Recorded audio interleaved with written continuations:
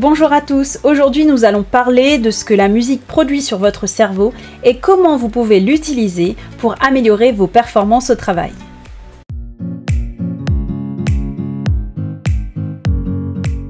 Avez-vous déjà écouté de la musique en travaillant? Cela vous aide-t-il à vous concentrer ou au contraire, est-ce que cela vous déconcentre? Est-ce que la réponse à cette question dépend du type de musique écoutée? Ou est-ce que le fait de comprendre ou non les paroles a un impact sur votre concentration ou pas du tout? En tout cas, ce qui est sûr, c'est que la musique agit sur notre cerveau. Elle nous fait ressentir des émotions, influence notre perception des choses, elle va donc influencer nos envies, nos choix, nos goûts, nos humeurs ou encore notre motivation, que ce soit de manière positive ou négative. Cela vous est-il déjà arrivé de rentrer dans un magasin dans lequel passait une musique fortement stimulante et d'avoir soudainement envie de dépenser votre argent ou de vous faire plaisir ou encore d'avoir la sensation d'avoir un pouvoir d'achat illimité? Ou encore d'arriver au travail avec une pêche d'enfer et cela même en ayant manqué de sommeil juste parce que vous veniez d'entendre votre musique préférée dans la voiture. Ce n'est pas un hasard. Les études tendent à prouver que la musique peut nous aider à repousser nos limites et masque les effets de la fatigue. Elles démontrent que le rythme de la musique modifie celui de notre respiration, de notre pression et de notre rythme cardiaque. Pourquoi cela?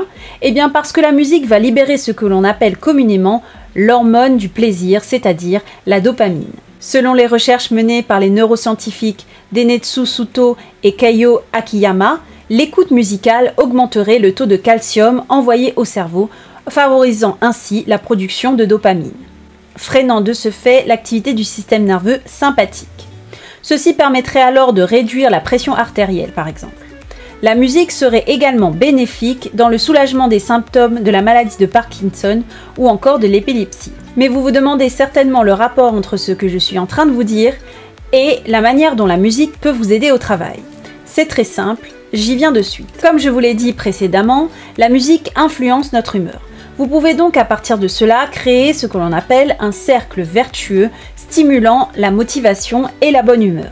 En effet, la musique entraîne notre état d'esprit et notre état d'esprit entraîne à son tour nos choix musicaux. En d'autres termes, si vous écoutez une musique joyeuse, cela crée chez vous un sentiment de joie qui va vous pousser à écouter de nouveau des musiques joyeuses, ce qui va prolonger votre état émotionnel. Attention tout de même à ne pas créer un cercle vicieux, comme par exemple en écoutant une musique qui va vous rendre triste et qui va vous pousser à continuer les musiques aux attraits mélancoliques, ce qui va conforter votre cerveau dans cet état d'esprit. Bien évidemment, cela peut vous aider à libérer des émotions. Par exemple, je sais que pour ma part, écouter des chansons tristes va m'aider à évacuer des émotions que j'ai du mal à faire ressortir, comme par exemple la tristesse. Et cela va me faire énormément de bien. Mais le but, c'est que cela reste occasionnel et que ça ait du sens. Comme quand vous allez voir un film, la musique va vous permettre de ressentir plus profondément les émotions et là, ça a du sens. Donc un petit conseil, faites attention à sortir de ce cercle suffisamment tôt pour ne pas être enrôlé dans un état émotionnel négatif permanent. Associez-vous certaines musiques à des souvenirs.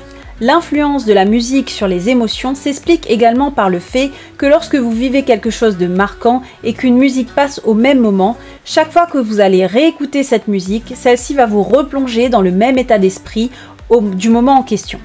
En conséquence, au travail, prêtez une grande attention au choix des musiques écoutées. Alors petite parenthèse, je suis évidemment consciente que vous ne pouvez pas tous écouter de la musique en travaillant, cela dépend de vos conditions de travail et de la réglementation de votre entreprise, mais quand je vous dis au travail, cela peut être pendant vos pauses déjeuner, pendant vos pauses café, avant d'arriver à votre bureau ou même en y sortant. Faites en sorte que la musique que vous choisissez vous aide à être un élément plus performant. Car la musique augmente notre créativité, notre capacité à mémoriser et à focaliser notre attention. Ce qui pour ce dernier point est profitable lorsque l'on est amené à travailler en open space. Cela permet de se couper des autres et de se concentrer sur ce que l'on est en train de faire au lieu d'être distrait par ce qu'il se passe autour de nous. Choisissez donc des musiques au rythme entraînant, celles qui vous procurent un sentiment de joie, un sentiment de puissance, celles qui vous fait vous sentir invincible et cela participera grandement à accroître votre motivation et votre goût de l'effort. Lorsque vous subissez du stress, écoutez une musique de relaxation afin de vous détendre, de vous apaiser et augmenter l'efficacité de vos moments de break. Je vous remercie d'avoir suivi cette vidéo, n'hésitez pas à la liker et à me suivre pour ne pas manquer les prochains sujets. À bientôt!